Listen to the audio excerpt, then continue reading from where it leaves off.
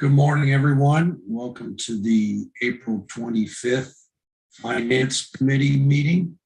We have a quorum present, so I will call the meeting to order. I will need a motion for an approval of the agenda. So moved. So moved.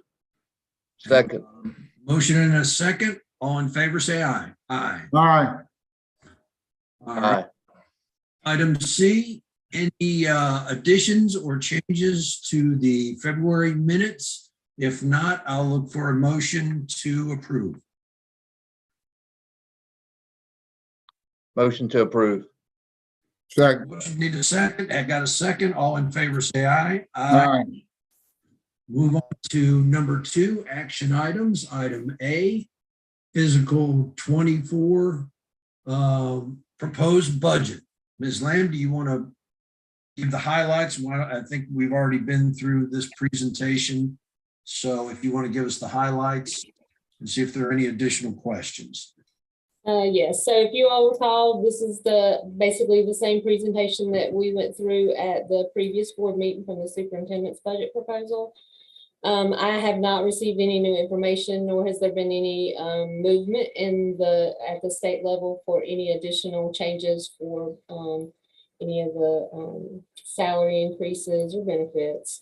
So at this point, we're still at a mandated of about $5 million. Additional needs around 8.7 million, which would have our total local operating budget at 130,266,000. I know they're having a facilities committee meeting tomorrow, but I don't foresee there being any capital changes either. And as it stands right now, our capital budget request is 23,894,000. Now we're currently in the process of reviewing. Technology is looking at the laptops and going through that process now. We hope to have something to bring to you all at the May meeting. We're going to work really hard to get all of that done. So if there are any adjustments that are needed on that laptop lease, I'll make them at that time.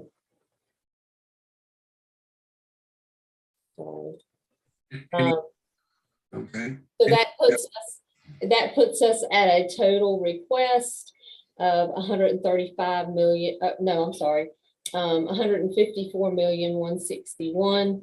Right now, our projected operating budget from increase from the county is 4.2, which leaves us with about $14 million needing additional funding.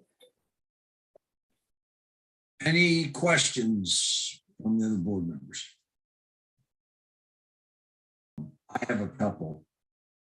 In round numbers, Ms. McLean, if you take our local budget plus state plus federal, what's our approximate total budget projected for next year? We run, we run about a $500 million budget with all funds. All right. Oh, I wanted to also ask if there has been any further, I don't want to say discussion, more like commitment that the county has given that they will redirect the $1 million that was utilized or required last year for the additional SROs. We had a commitment that sounded like a commitment joint meeting.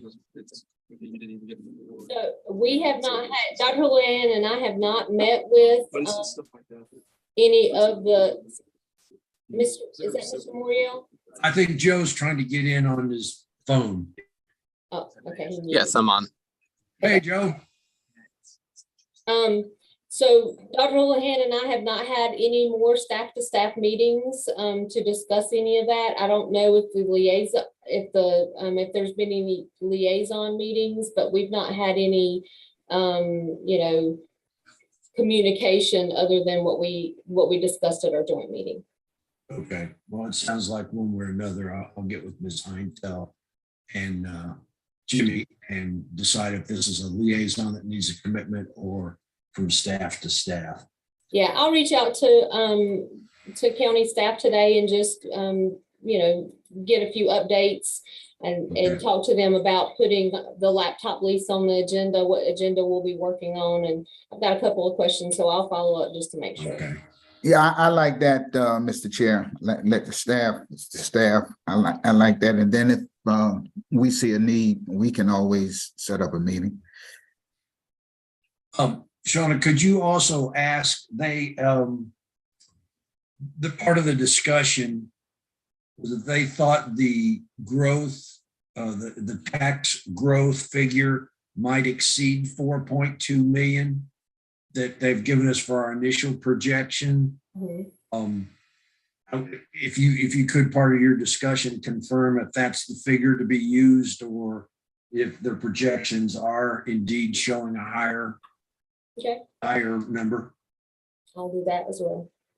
This, for those folks that out there that are not entirely missed a portion of our budget presentation from the last meeting, we have certain mandated items, locally funded employees, increasing costs and things like utilities, et cetera, that our initial budget projections are showing we're going to barely, if we do receive the return of the $1 million from the county that was redirected for SROs last year, and at the projected growth rate of 4.2 million, we are barely going to break even on the increase in mandated items. In other words, items we don't have a choice but to fund and increase from year to year. So that precludes, we have to seek additional funding beyond that in order to offer any kind of supplement increases, pay increases for non-licensed staff, et cetera. So that's the classic challenge we face each year in the budget, but just to give folks the big picture. Any other questions? Okay. So this is an action item.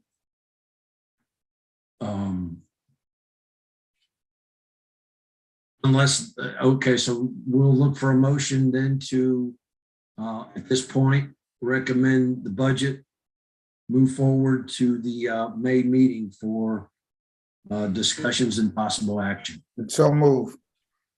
Have a motion, need a Second. second. Second. Okay, motion and second, all in favor, say aye. Aye. Aye. All righty. Item E, state supplement approval, Ms. McLean. Yes, so as you all may recall from last year, the General Assembly included a local teacher supplement in the budget from the state. Each district receives a certain dollar amount and the designated per teacher dollar amount as well. So annually, I will be bringing this to you just to update. At this point, the amount for next year is $766. That'll be issued in a single payment at in their next paycheck. That's how we did. They got a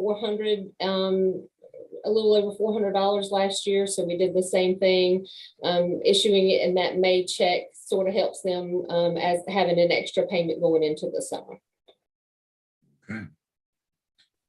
This is also an action item, so we'll need a motion to approve and recommend approval to the full board. So moved. Second. Motion and a second, all in favor, say aye. Aye. Aye. All right. For information, item A, COVID relief funding update. Yes, this is the update I bring you all each month. There's really not a whole lot that's changing. We are working on spending down and closing out any of the grant funds or the dollar funds that we have that will end in September. So that's really some of our focus. But as you all can see, we've spent the majority of our, any of our previous money. ESSER 1 and ESSER 2 funds are just about exhausted. So, Any questions for Ms. McLean? I have a question, Mr. Chair, for both Ms. McLam and our superintendent, and that is, how are you all feeling going into this process?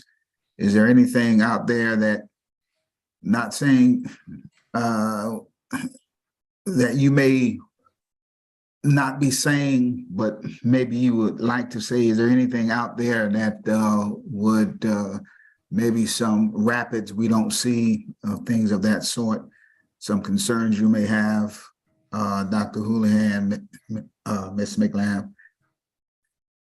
I'll start. I would just say this, similar to when we've received other large grants, getting everyone's mindset around the fact that we are going to have to shift priorities, and some of the things we've been able to do with ESSER funds are no longer going to be available. That's going to be change management, right? So going into next year, we're still advocating at the state and local level. As you may remember, we identified about $9 million worth of items from ESSER that if we had that available to sustain, we would. But that's just an if and an ask. And the reality is we more than likely will not have that available. So right now, it's all about working with our school leaders and our staff on understanding that change is coming. And how do you budget within your local budget for fall of 24 to sustain any of those school-based initiatives that you might want to do. It's I also, just being in Raleigh a week or so ago, do not get any indication at the state level that there will be any kind of bridge from state funds. That was made very clear to our group. So I'm not sure that we can bank on the General Assembly to fund any continuation of ESSER dollars. So we've got one more year left. We're going to maximize our dollar amount during this last year. I do not want to leave anything on the table for the government to take back. So we will maximize every dollar that we can and continue to work with staff on that change management process. Ms. McLamb, anything you want to add? No, I think that pretty well does it. I agree.